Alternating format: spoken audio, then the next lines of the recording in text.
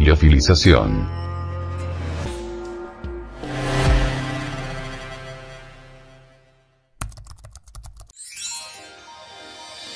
Proceso de desecación donde el solvente, principalmente agua, es congelado y eliminado posteriormente por sublimación en ambiente de vacío. Este método se desarrolló comercialmente durante la Segunda Guerra Mundial para preservar el plasma sanguíneo y la penicilina.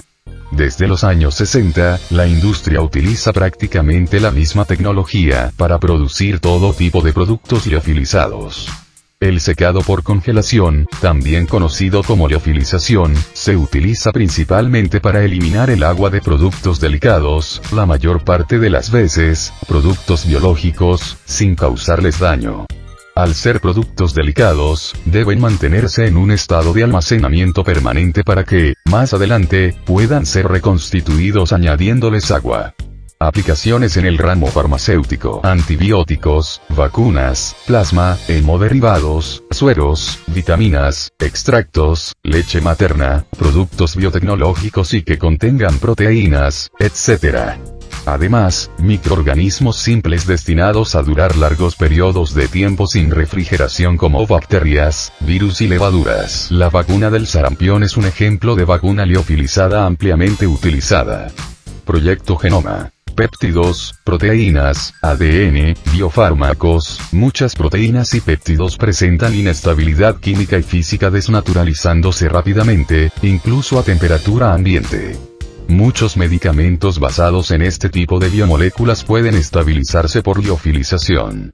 Además de los ya mencionados, existen otras moléculas que para su uso como fármaco requieren de una liofilización previa, tales como agentes quimioterapéuticos cisplatino y doxorubicina. Otra aplicación de importancia es en la investigación para la microscopía de muestras húmedas, las cuales pueden distorsionarse debido a un secado por evaporación en condiciones normales. Estas distorsiones son debidas a las fuerzas de tensión superficial generadas durante todo el tiempo que dure la evaporación.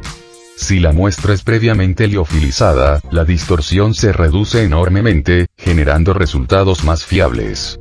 El proceso no es apto para células de tejidos blandos, que, si bien se pueden liofilizar, pierden su viabilidad en el proceso. Ventajas: empleo de temperaturas muy bajas, lo que permite aumentar la estabilidad del producto y disminuir la pérdida de sustancias volátiles. La gran porosidad del producto facilita con rapidez la reconstitución por la adición de agua o del solvente adecuado. Contenido final de humedad menor a 0.5%. Se eliminan los fenómenos de oxidación, dado que se opera y envasa al alto vacío.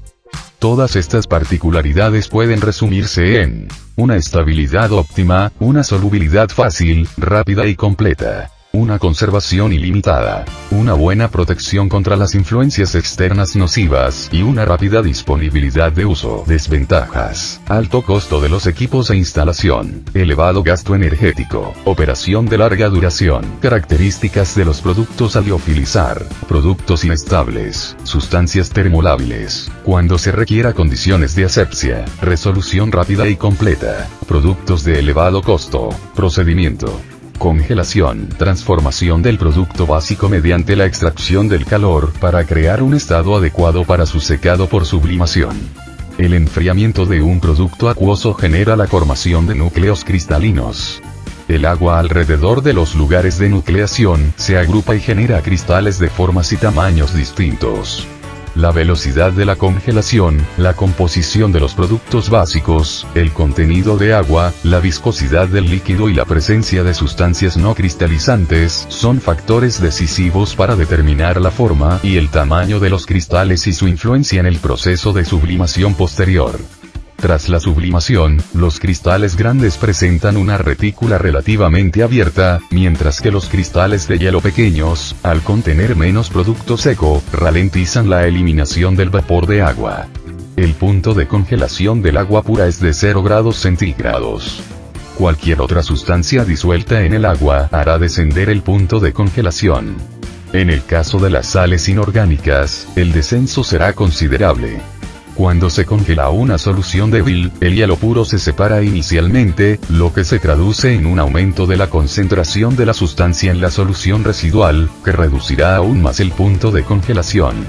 En cualquier caso, será necesario determinar la técnica de congelación idónea y comprobar sus parámetros antes de someter un producto concreto a un secado por sublimación, además de investigar la reacción del producto a la congelación, por ejemplo, aplicando el método de medición de resistencia.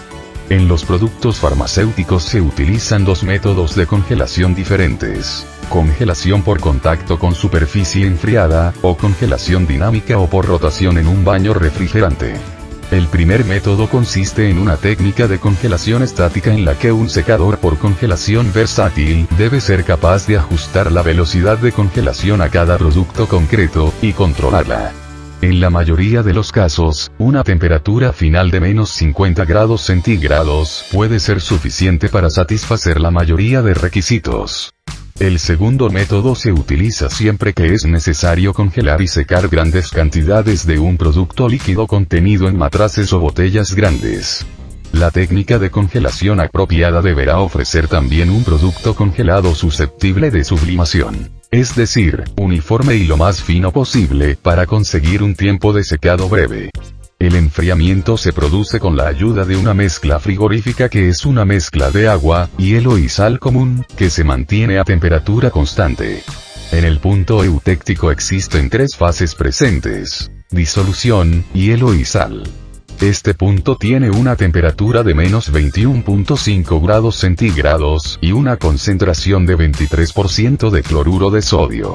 Es importante enfriar por debajo del punto eutéctico, que es la temperatura mínima a la que congelan todos los componentes.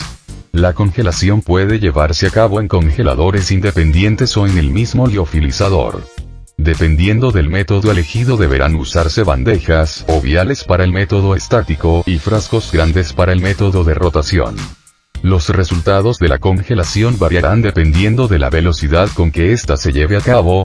Para una velocidad lenta el número y tamaño de cristales serán pocos y grandes, con poros grandes, por lo que la desecación primaria será más rápida y la desecación secundaria será lenta.